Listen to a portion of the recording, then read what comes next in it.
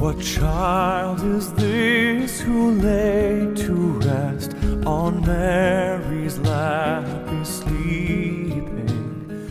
Good morning and welcome to another edition of Christmas 365. And I'm so glad that you have been tuning in. Yesterday we shared a two-piece, and that was, we shared about how the Magi brought the gold and the frankincense to the baby Jesus after his birth, and how those were presented as gifts. And then we saved the third one for today, and the third one is that they brought myrrh. And myrrh was a different kind of gift. Again, we read that, we think, man, okay, I don't even know what myrrh is, or that was just something back in the day of Jesus. But it had some pretty significant meaning to it, and that meaning was this: myrrh was like embalming fluid. Myrrh was like what you prepared a dead body with. Yeah, you heard that right. They brought Jesus myrrh. So I begged the question yesterday, did the Magi know? Had they read the scripture? Had they read into it what the Jews had been missing for so long, that a Messiah was coming, and that he was going to be king, and that he was going to be high priest, but also that he was going to die? That he was actually being birthed to die. You see, we celebrate Christmas and this cute little baby in this neat little manger, and we miss the whole point. We get these nice ceramic sets of well-groomed Josephs and clean Marys and little clean baby Jesuses cooing and cawing in this nice bed of hay, and we miss the point.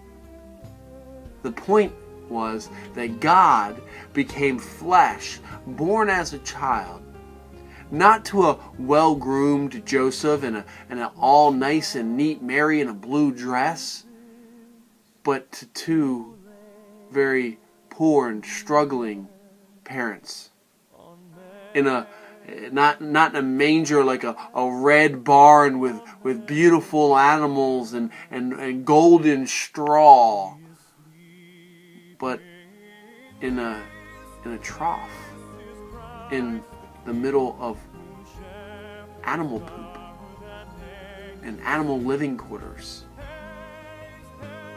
Mary's dress may well been inches high in muck and dirt. Not a very clean and sanitary place to have a baby.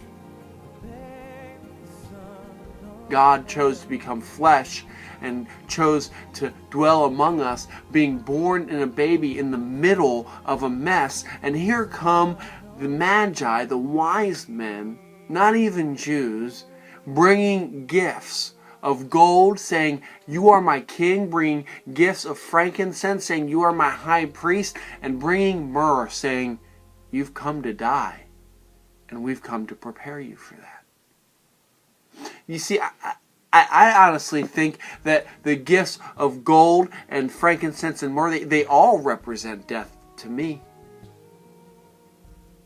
They represent what someone would place back then, and what someone would place in a tomb. And at his very birth, in the house that they found themselves after the manger, in the very birth, here come these Magi. And they say, "We know you've come to die. You've come to die for the sins of the world. You've come to set things right." Take a look at a neat, clean baby, well-cut, well-groomed Joseph and a tidy Mary, and we don't see that story. We see what we've created it to be. A prim and proper Jesus that has come to give us a better life. Not the gospel. The story of God becoming flesh being born to parents against all odds, being born in the middle of a messy, nasty, horse and animal infested barn or manger or hut. Who knows what it really looked like? We see that story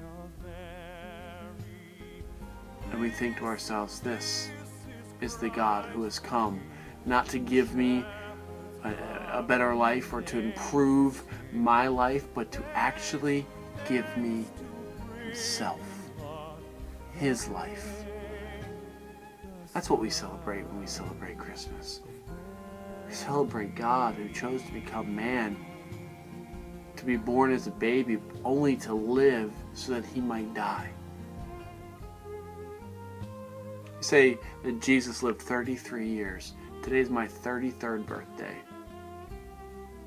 I'm still a young guy. And yet Jesus, 33 years of age, crucified for you and for me.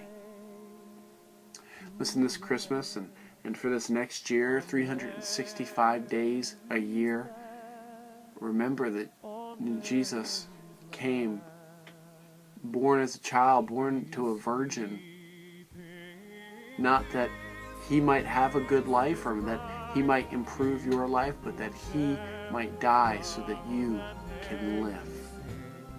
Jesus said that nobody took his life from him, but that he laid it down.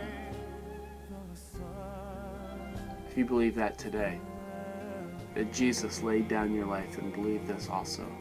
Jesus said he has come that you might have life and have it to its full. He is the way, the truth, and the life. So if you don't have Jesus, you don't have life. Today, disciple, know that beyond all that we have made Christmas, the message of the gospel at Christmas time is a baby came, God in the flesh, to live and die and be raised again, that we might be put right. God bless you, and Merry Christmas.